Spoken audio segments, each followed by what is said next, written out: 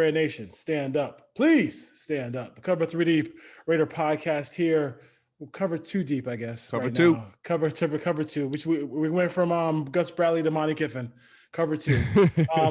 As far as that goes, I want to thank everybody for listening out there. And I forgot my list. My list is Massachusetts, Springfield, Massachusetts, Oakland, California, Butte, Montana, Las Vegas, California, and born and raised in Compton. I appreciate Compton. I appreciate the support of on the Cover 3D Raider podcast. YouTube. I love y'all on YouTube because every time we drop a video, we get more and more subscribers. So don't forget to rate, review, subscribe, hit that little bell. If you will, and then you'll get an update on when our next video is going to drop. And so I appreciate all that help that Raider Nation is coming through. And also, hey, I have one of these Cover 3D, Raider Nation or Raider podcast T-shirts. I know people hit me up. You hit me up. You want one, and you don't give me the size. Like, let's give me the size, brother. Give me the size. And I will. I am sending one out to Bourbon Raider because Bourbon Raider deserves the OG needs one. OG needs one. Come on now. I can't wait to see a picture of Bourbon Raider holding Bourbon with the T-shirt on. It'll be in the mail Friday. So don't worry. So go ahead and look for it out there in VA representing 858-429-9465. We finally get to the mailbag questions. This is all next 3 shows, all draft. And then we will do the draft. We'll do our mock drafts, individual mock drafts, the week of the draft. I'm not trying to give us some time to look at some stuff. I'm not gonna look at Zach Wilson and say he's the next best quarterback of all time. So you know how that goes. So first of all, and I forgot to put this on the whole list that we're gonna of the stuff we're gonna talk about today is your feelings, Sean. And of course, Sean Oahu Raider out there in Hawaii. I'm out here in Cali, which was 85, and the beach was popping today, boy. Same today, man. Yeah, the beach is popping. What are your thoughts about the 17th game being added to the schedule? The NFL really showing that they really care about their players. See, you made it easy, and then you edited it with the difficult part. Honestly, I love it as a fan. It's an extra game. It's an extra competition. I've always been pro of, preseason can be a critical part of a player's career where, they're not going to get the snaps or the exposure, and they might get a chance to sign with the team that they currently play for. Another team sees a spark and it helps their career. But a Raider killer was discovered in free agency. It was discovered in a preseason game. Terrell Davis. Oh, that's crazy. Yeah. I mean, or just players like for the Raiders, like undrafted players like Seth Roberts and Nicholas Morrow, who we just re-signed. There's success stories there. So, but to pivot to your point, 17 games, I'm not on the NFL Players Association. I'm a fan. So I'm like, thank you. Give me an extra bit of credibility. They did an extra playoff seeding last year. Give me more football. I'm not going to complain. Football's compacted. Every game is so important. I don't think they're going to water down the product. For me, I think it's opens up the door for a reality of a better NFL in some cases, because the way some of these suspensions go for these players and the way some of the trade deadline and all, there's so many critical points in a season that can change a team's progress or declination. It's like, open it up a little bit. So I think I'm cool with it. I don't know if the 17th game happened to be the Chicago Bears playing. I heard that was the game, which is weird, which is fine. We got to play them anyway. I mean, hey, cool. So that's how it is. But I'm all for it, man. What about you? Yeah, I mean, to me, it's like, it's interesting to me because I've never seen a sport I've seen a strike shortened season with odd number of games, they're going out there saying that we are going with an odd number of games. I mean, so I wonder how the tiebreakers and all that stuff like that are going to work. Are going to be working as far as that goes. Listen, 17 to me, pushing back the season. If you're a sports fan of all teams, like every sport, like I am, you want to push back. I think they should push back the season even more so. I would even start late September. So we're pushing it all the way back. So you almost cover the entire month of February. February is the 1 month where it's like nothing going on in sports. So, I mean, it's like pre NCAA. It's like, it's too early for baseball. So like, to me, like I have no problem with that part of it. I would even have it like, where I still said it to this day that Super Bowl Sunday should be Super Bowl Saturday. Yeah. I mean, having the nation call out on that Monday, it just makes no sense to me. So as far as that goes, but listen, push it back.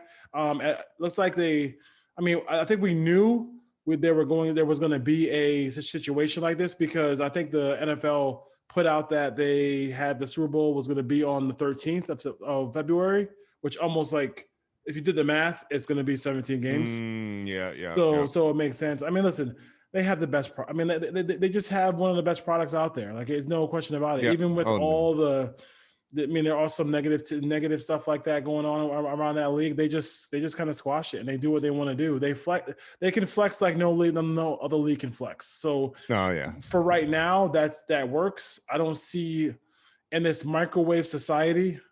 Yeah, it's the perfect sport for for the nation in a lot of ways. I think to your point, another thing on there is like if there's more critical restructure points of how they're doing things, it's like get rid of Thursday night football. Like I know that's nice as a fan, as a fantasy football player, as a gambler, but I think it's easier. I think it's easier when the games are all on Sunday. Me too. And then you have your Monday night, and then you have your double header Monday night to open the season for the fans. But I think if anything, you make it 17 games, you take away that Thursday night football because that's just like hard because some of these teams are traveling or not coming off a bye. That's something where you're putting the players in a little bit of safety type risk. We're coming off. All the things they have to do in between a game plan. But and to your point, you said 17 games. This is a pivotal 17 games. Guess what? You can't go 500, but you can. I said 8 and 1. You can have a tie. You can have 8 and 1. You can't have a winning season though. And so what the Raiders can go whatever record, and then they have to actually say, oh, we had a winning season though. Did you see any of the Zach? Did you just around the league real quick before we get to the Raiders? Absolutely. Did you see anything about Zach with the Zach Wilson? I mean, the Zach Wilson, day? Right? His pro day. So like he makes the throw. Like now it's the throw. So like this is why I absolutely love Louis Riddick, because Louis Riddick goes to Twitter and shows a video of Sam Darnold doing basically the same throw under duress in a game.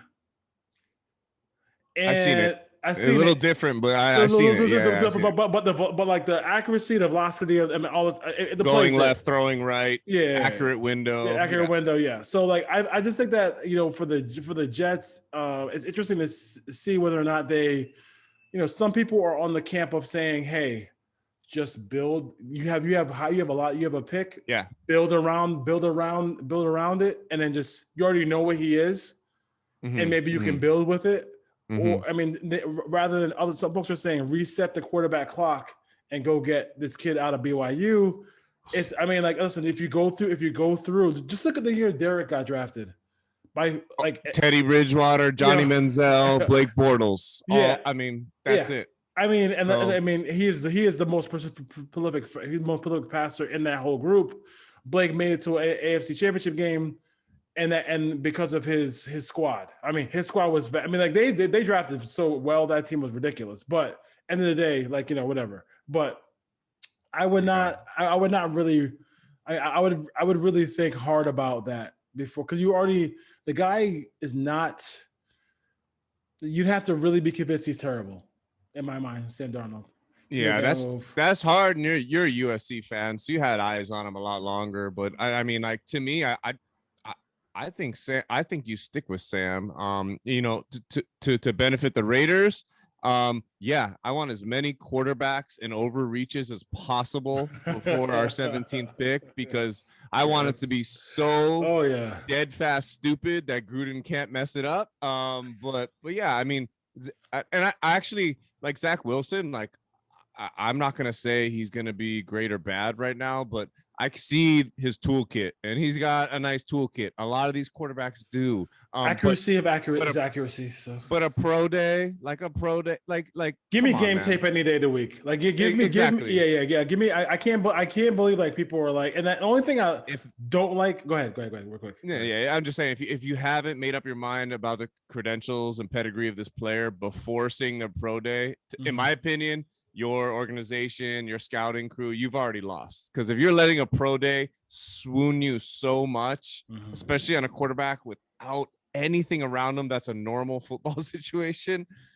especially quarterback, because quarterback, you orchestrate the whole game. You're not just like running a route. Like, so it's just wild, man. It's crazy. As far as like, you know, Daniel Jeremiah, who's like taking over from Mike Mayock as being the top guy at NFL Network, I was surprised that he was kind of like going, maybe because he played a little quarterback, that he could appreciate the greatness of those throws. Right. I get it. I just don't. To me, it's like, simmer down, relax. It's a pro day. It's a pro day. I'd take my chances with a red Solo cup in my left hand at the beach park, running left, throwing right, barefoot on the grass, and I could do that. I'm just saying, man, it's not. That doesn't credential you as a great quarterback. Like, it isn't like you can't let that dictate things. But that's the media. That's the age we live in. Everyone wants to see people do things in, you know, the Speedo Olympics, and you know, it's different. And the fact that, like, I mean, these guys, they can make those picks and have those conversations without any ramifications on their part. So, like, you know, to me, if I ran ESPN, I could not get by. What's the guy with Mel Kiper? McVay? No, not McVay. Yeah. What's his? Sean McVay. No, he's the Rams coach. Who was the guy who does the similar name? For some name, I forgot his name. But like the guy who does the draft with Mel Kiper. Todd McShay. Todd McShay. Todd McShay. Sorry. Todd. I forgot. Todd. Yeah. How can I forget that? But I would sit there and I would put him. I would maybe I wouldn't have fired him, but I'm like, oh, listen, if you're gonna walk into the Jamarcus Russell draft or pro day and say and like big him up like he is the best quarterback you ever seen, you got to. I'm gonna say, listen, you're gonna take a sabbatical and watch more film for a year. Like, seriously, you cannot. You lose all credibility. I have not listened to a thing that Tom McShay has said ever since that moment, and it's not being anti-Raider or whatever. But it's like, dude, like you're supposed to be our eyes and ears. You know what I'm saying? Tapped in, know what's going on, like, you know, evaluator, like Scouts Inc., all this stuff like that. But you got to come better than that. That's why I mess with the dudes that do it grassroots and up, like the whole blue check Twitter thing. Like, I don't need that to make my opinion. And sometimes I'm dead wrong, or the people I listen to are dead wrong. We got, you know, B.D. Williams, you know, Tape Don't Lie brothers, like the things they put together. I'm like, they're not doing this for media, for clicks, for so to me, there may be a bias if you're a Raiders fan, like, and you're looking at a player that you kind of want to come to your team, or they played for a couple. And at the end of the day, I'm like, there's a lot of people that process things just as accurately and just as better in the draft than these big media celebrities. So I don't think it matters that they're ever right or wrong. It just matters that they have big opinions that people argue about, and then the accountability portion goes out the ear and comes out the next one, and all of a sudden it's another draft, another year. So, exactly. Whatever, man. And then when it's the Monday of the Sunday night of the draft, they start previewing the next year's draft. And what's funny about that is, like, they kind of have like soft, those two individuals, McVay and McShay and Mel Kiper. McShay and Kuiper. Sorry. So they kind of have little roles in like broadcasting and going to games and stuff, but no one wants. I would never want to listen to either of them break down a game or broadcast it. Like, why? Like, if you're draft gurus and that's what you think you are, that's one thing. But we know that's not the truth. I mean, they let Mayock and Gruden, we have two of the biggest media celebs that ever, grace those same microphones. And what does it mean? yeah. My boy texted me and he was like, I can't wait for the myriad, the cataclysm of all these stories about African-American males in the draft, which they always have. Oh, he's so-and-so lived on the street with his father and his mother, and then my mother was an alcoholic. I mean, I just can't. Dude, it was like that is really. It's really like I want to see how they actually attack that this year in the draft, because it's really when the majority of players don't have that experience, and you're painting a picture, a broad stroke around a lot of people like that. That's kind of crazy. That's kind of crazy. And unfortunately, is a very intimate part of these young kids' lives is being broadcast on like national millions of viewer newsship and media, and it's unfortunate because I get it. Every now and then they want to paint a positivity side, or to somewhat like the generational effects of that could be positive, but some of it I'm like, dude, like, leave the kid alone. Like seriously, dude. People say the NFL is a business. Then why are you bringing so much emotion and personal intimacy into it for these people? Like, I don't need to know that. I mean, you're going to find that information out later, right? In an interview where they actually ask you the questions, and the player decides to personally say, like Josh Jacobs, yeah, I slept in a car. Like, I was homeless. Like, I had to work hard for things. There wasn't food on the table. If they choose to do it that way, but then who's doing this? Who's doing these background checks on these players? Like, it's too much. To me, I don't like that. Yeah, I don't like. Yeah, it was like Trey Wingo every 5 seconds. So let's go back in time a couple of years ago where we were on draft day. I know. We were on draft day and we were sitting there, and I'll go back to the coin flip. So the Raiders were in a coin flip with the Niners. And it seems like we always lose to the Niners and everything a little bit, right? So we lose the coin flip, and the Niners get the pick, get the pick above the Raiders. Right. The Raiders had their eye on McGlinchey. It was McGlinchey in and McGlinchey out. You know him with Notre Dame, right? Oh yeah, Notre Dame. So you know him well. So everybody know who knows Gruden. He wanted McGlinchey. So he watched a lot of film, and he said McGlinchey was the better player. Right. So full circle now. Congratulations to Kolton Miller, who got paid, who has played a very.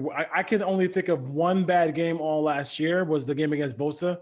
The second game against it was the only game he really holds his own. Von Miller is a guy who has always said that that Kolton Miller is one of the best left tackles in the game. So that's high praise there. I give him a lot of credit for that, but it's still the evaluation that I worry about. The fact that Gruden wanted a guy who the Niners ended up drafting, who was a turnstile. Yep. If they could get rid of McGlinchey and have somebody else play, I mean, that's the reason why they pay Trent Williams so much money on the left side, because the right side, I mean, they might have to find somebody else because especially if it's a rookie quarterback. What are your thoughts about kind of full circle now, and not to mention the whole Derwin James factor in that draft too? Yeah, there's a lot to unpack there. I think, and my initial stance was like when I thought, and we thought on the podcast collectively as a trio, like, hey, like Kolton next off season, we're going to have to, dap him up and give him his briefcase. He's going to catch his bag because he's improved incrementally. Rookie, sophomore, junior. I mean, he's gotten better. Like I don't, the PFF stuff to this, how is he top 8, top 10? I think he's solid and he's reliable. And that's good. He plays every week. Plays hurt, and he's athletic.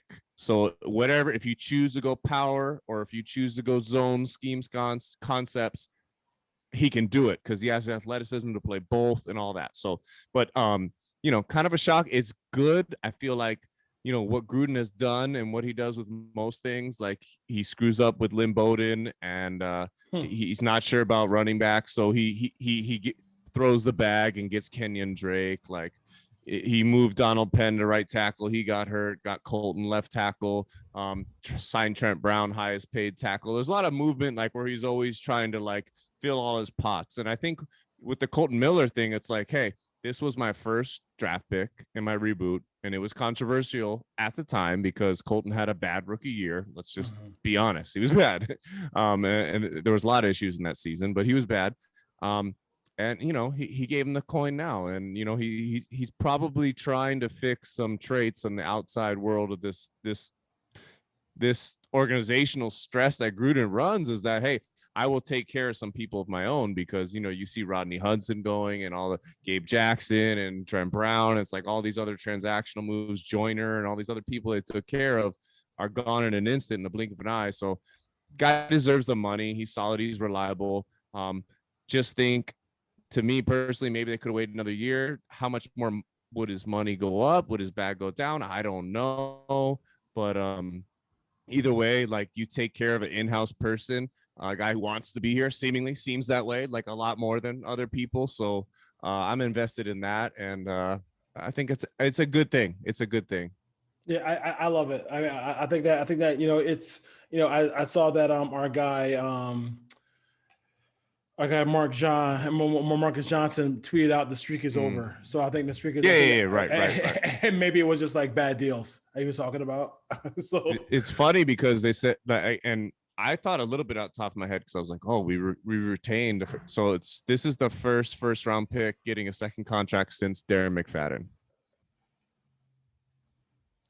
And we've had how many nice high round first picks, and how many and to everything involved, like McFadden was largely extremely talented, but injury riddled. But Kolton's like, this one just makes sense. This one makes sense because it's like, hey, Kolton, like that was one thing that slipped my mind. That is, when's the last time we saw? That's the last first rounder we recouped, was McFadden. Before that, I would probably say off the top of my head is probably Janikowski.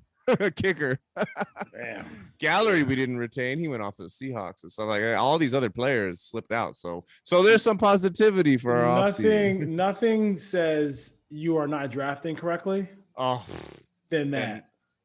Like nobody has signed back with the Raiders a second contract since McFadden. And it's funny because like in my mind I keep forgetting that Derek was a second round pick.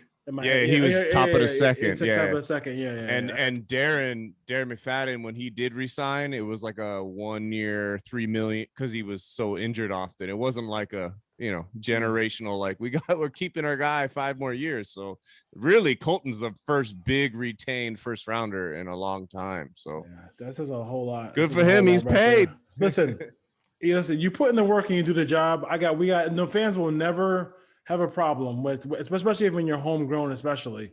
I definitely appreciate that as well. I just have a problem with the Andre James thing. I just feel like, if you're going to bump him up a little bit this year because he's going to be a starter, then I can respect that part of it. But like, I don't want to give him a big, years when he hasn't played 16 games yet. I'm all about, me, I'm all about the 16 games. Oh, I feel you. That's a different one for sure. Give me the 16 games. As far as the teams around the AFC West, so let's just kind of go through, their free agency really quickly, because I know, because we got to get to where we want to go, we got to go through them. Obviously, what are your thoughts about? Let's go start with the Broncos, and kind of go through the list. I'll list who they signed as far as free agents. Then we'll talk about it a little bit. So they do have some free agents who are not signed yet. A bunch of different guys, but they signed Ronald Darby. They signed Kyle Fuller. The Kyle Fuller signing was interesting because it was 35 minutes after he got cut by the Bears, so he was going to Vic Fangio. That was no Jeremiah Atachaku. Yes, I got it right the first time. He went from Denver to Chicago. They kept Kareem Jackson. They let Philip Lindsay go. Yep. Elijah Wilkinson went to the Bears, and then who else was there? I think that's pretty much it as far as and Von Miller didn't go anywhere, which was everyone was expecting a potential release trade, something. But yeah, I think Denver did some nice things for their secondary. I mean, yes, and to their credit, outside of whoever that quarterback guy is, they have they've done some nice things drafting. They've layered some nice positional groups. So I think they're probably having the type of offseason in-house they wanted to have, right? Like they kept key players that they thought are part of the process. They have what looks like a nice secondary. So if they can get the front seven back to matching the talents of Von Miller, then the defensive side of the ball, they'll be okay. But at the end of the day, a quarterback-driven league, like Denver needs a quarterback. So I don't know what's going on with Elway and how they want to address it. There were so many swirling rumors about everything. You can't even talk about Deshaun Watson going anywhere right now because who knows what the hell's going on with that situation. So 19 now. Yeah, so I think Denver's in a weird situation approaching the draft to where are they one of those teams that's going to try to move up, or if a quarterback falls to them, is that what they do? If, like, to your credit, like we were talking, if Darnold is traded, that's might be a place where he would make sense. Makes sense, yeah. If don't think it'll happen just now, but you don't know what the Dolphins do. But if they're like do the same thing with Tua, which with the Cardinals did with Josh Rosen, they could be like, Tua, Denver's a home for you. We'll get rid. You just don't know. But Denver does. I'm like neutral. Like Denver's kind of where they need to be. They didn't make a big splash, but I think their secondary looks nice. Yeah. Yeah, they did everything they could. Except O-line, right? Yeah, Denver's Broncos did everything they can do to improve their team. But there is still no quarterback option for him. Right. And I think that's probably the biggest thing. There is no quarterback option for him. So, if they want to improve themselves at the quarterback position, it's going to be difficult. But they do have weapons. I think in this draft, I know people were mocking a lot of different players to Denver. They can go do that. That's fine. I mean, that's fine. You mock whoever you want to the Denver Broncos. If they don't improve their offensive line, it's really not going to matter. I mean, the Raiders, who struggled to get pressure on anybody this year, got pressure on Drew Lock consistently in those games, stuffed the run against the Broncos. So for Denver, no question about it. They really have to improve that offensive line, no matter who the quarterback is, especially if it's a rookie coming in from the draft. Like you're seeing San Francisco trade up for a possible Mac Jones, or Trey Lance, or Fields. All those guys are going to be open to the market's going to be open for those players to go to San Francisco. Denver is right there. I mean, they were the approved place for Deshaun Watson. Now, Deshaun Watson is in his whole situation is in complete disarray right now. We have no idea what Deshaun Watson's going to do, what's going to happen to Deshaun Watson. Is he going to be on the exempt list, Deshaun Watson? Like, we have no idea. Like, I mean, it's going to be, he's going to be on some list. I'm not sure if it's going to be on, whatever. So now he loses all his ability to really negotiate anything. As far as that goes. So, really frustrating situation for them at quarterback, but that's not my problem. That's their problem. And also, like I was saying before you bounce, I mean, it was it's really about that whole situation with the offensive line, because it's not a good one. It's not a good one. It's not a good one. Multiple things they got to patch up there, and they don't have the type of quarterback that's like athletically extreme enough to overcome that. Like they need to have some cohesion there in the offensive line. It's a deep tackle draft. Like, there's some nice guards, I think. They have to be thinking offensive line. There's just no way. There's no way you're going to make any type of gains in this division. Like, Raiders upgrading their pass rush. Kansas City upgrading what they're doing on defense. Like you just need to be able to understand, with Bosa back potentially healthy, the Chargers and all these things, you have to be able to protect the quarterback in this division. And I don't think they can do that right now. And I at the same time, I don't think they have a shot for Justin Fields. So I think they're going to be in a weird position of what they want to do to address the offensive line all at once.